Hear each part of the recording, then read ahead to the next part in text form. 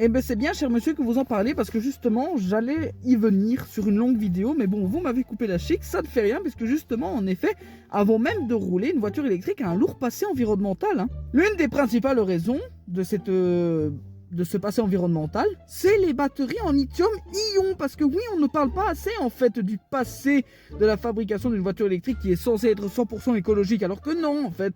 C'est facile de ne pas regarder derrière quand on peut regarder devant dans l'avenir, parce que certes, ça émet zéro CO2 sur la route, mais sur la fabrication, c'est ça que ça impacte fort l'environnement. Donc du coup, le lithium est extrait majoritairement en Amérique du Sud à partir de saumure, et ce procédé consomme énormément de quantité d'eau dans des régions assez arides. Cela entraîne l'assèchement des sols et la dégradation des écosystèmes. Le cobalt indispensable à la stabilité des batteries provient d'une grande partie de la République démocratique du Congo, et l'extraction est énergivore, polluante et associée à une destruction durable des sols. Le nickel et la manganèse, voilà, complètent la chaîne en fait, avec des procédés miniers fortement émetteurs de CO2. Voilà l'émission CO2 d'une voiture électrique, c'est sa fabrication. Vient ensuite la phase industrielle, le raffinage des métaux, la production des cellules, l'assemblage des batteries, et cette étape consomme énormément d'électricité.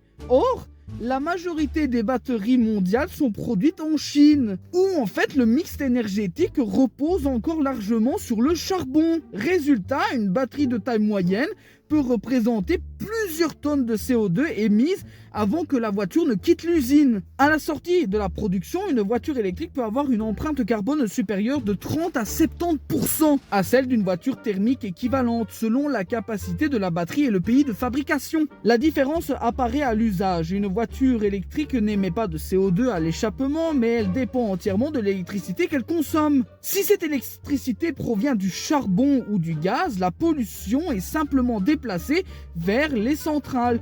Dans un pays à l'électricité bas carbone, le bilan s'améliore de manière progressive avec les kilomètres parcourus. En gros, sur l'ensemble de son cycle de vie, une voiture électrique émet légèrement moins de CO2 qu'une voiture thermique, mais seulement après des dizaines de milliers de kilomètres. Donc voilà, une voiture électrique n'est pas forcément écologique 100%. Mais j'en parlais dans une plus grosse vidéo sur ma chaîne YouTube. Mais c'est bien que vous m'ayez parlé de ça, cher monsieur. Je vous remercie de votre commentaire.